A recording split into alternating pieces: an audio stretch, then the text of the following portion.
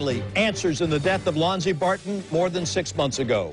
Through his attorneys, Mr. Ebron said that this was an accidental death and that Lonzie had drowned in a bathtub inside the apartment that he shared with Lana Barton. He stated that he panicked and hid the child's body off of Phillips Highway and then staged it as an abduction. The police officer who led the investigation says the people responsible for caring for the toddler failed him. This is a little boy who lived a tragic life and died a tragic death. Ebron's father says his son and Lonzie Barton's mother have an ultimate judge, God. It's heartbreaking to hear what exactly happened, but I'm glad that we've got somewhat closure in this thing. Painful words from Ruben Ebron's father. He spoke after his son was sentenced to spend the next 20 years in prison for aggravated manslaughter and other crimes in the death of Lonzie Barton. We first told you about Ebron's plea with a push alert from our News4Jax app at 8:45 this morning. We have complete coverage for you. The viewpoint of this tragedy from the Department of Children and Families, what Ebron says happened inside their Southside apartment when the child died. But we begin our coverage with Kent Justice joining us live downtown after just interviewing State Attorney Angela Corey. Kent?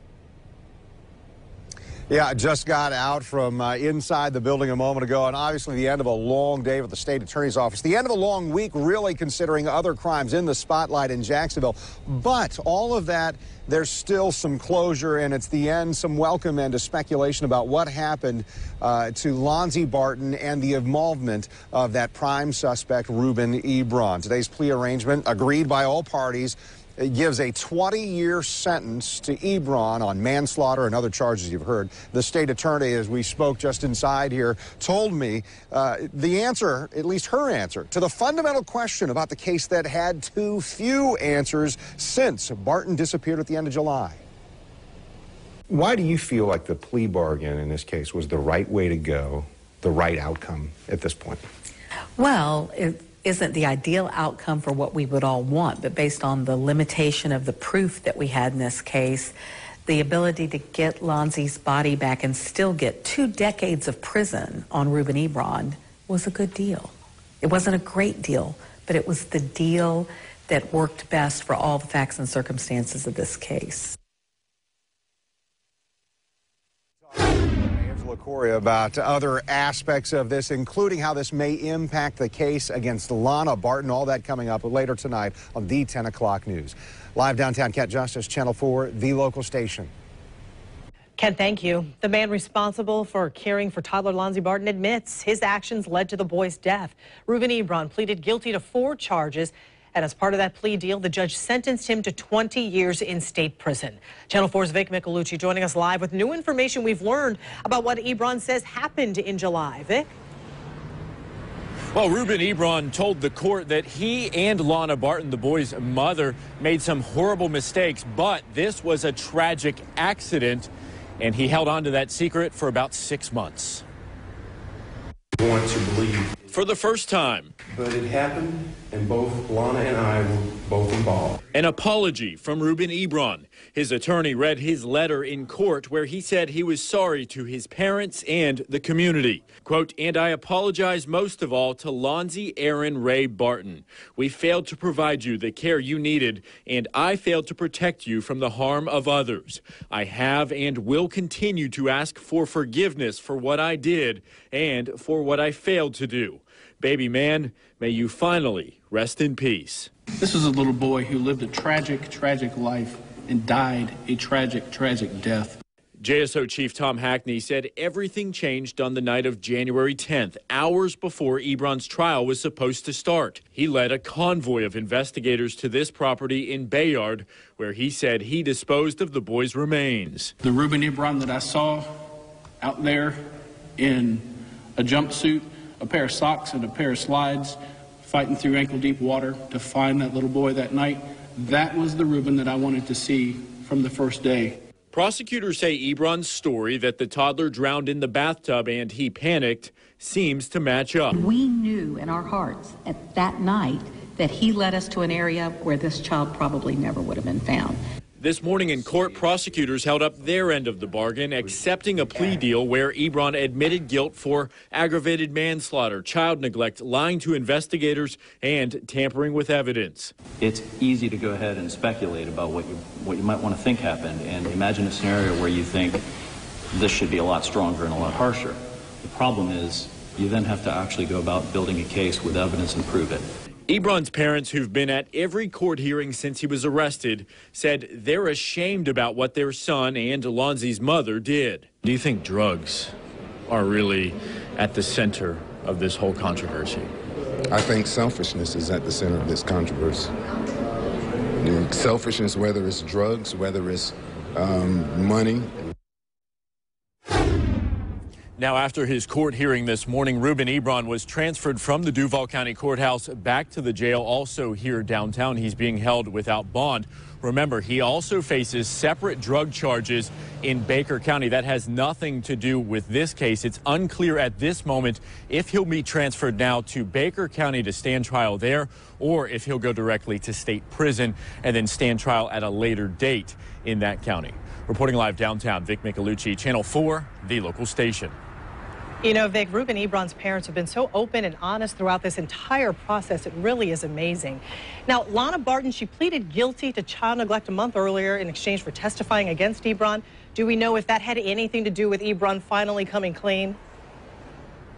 Well, prosecutors and police think it certainly did. They said that Ruben kind of had his back up against the wall, especially after Lana pleaded guilty to some of those charges. He knew that she was going to turn on him, that she was going to testify against him in that trial. And that is why prosecutors and police believe he decided to lead them to Lonzie's remains the night before his trial was set to start. Vic Michelucci reporting live for us outside the courthouse. Vic, thanks. Prosecutors say that the medical examiner can neither confirm nor refute Ebron's story about how the child died. When he led police to the child's remains, they were too badly decomposed to determine a definite cause of death. Channel 4's Chris Brento is joining us now live from the courthouse with more about this tragedy. Chris. Tom, investigators said that both Lonzie Barton and his then 5-year-old sister were left unattended at times that day inside of the apartment. But for the first time, investigators laid out exactly what happened inside of that apartment that Ruben Ebron and Lana Barton shared the day that Lonzie died. They were engaged in sexual relations at the time that they turned him away. That was how that's the politically correct, nice way to say it. Chief Tom Hackney says that when that was going on, Lonzie Barton was by himself, locked in the bathroom. And they locked the door, they just put him in the bathtub? Turned him away, closed the door, turned him away. So the bathtub was drawn, there was water in the bathtub? Yes. Left over from somebody else? I'm sorry? Left over from somebody else? Or? No, according to what we learned, that it was drawn for him.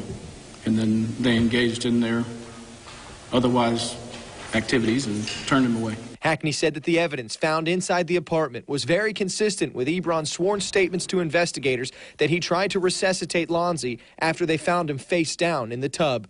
He told investigators that he panicked, hid the body, and staged the kidnapping. This is a little boy who lived a tragic, tragic life and died a tragic, tragic death. Lead prosecutor Rich Manti agreed, saying that the facts of the case show that it easily could have been avoided. This child had enough adults in his short life who failed to do what they should have done by him and did wrong by him and didn't help him. And it is an absolute travesty for me to see now people trying to stand on the bones of this baby and boost themselves up. They ought to be ashamed of themselves. The right thing to do would have been to seek medical attention for him, to call 911, to have rescue come out there, but also be responsible for the actions that he took. Multiple investigators said today they are relieved that Lonzie's body was found, thankful that Ruben Ebron took them to the remains so the toddler can have a proper burial. Live at the Duval County Courthouse, I'm Chris Parento, Channel 4, the local station.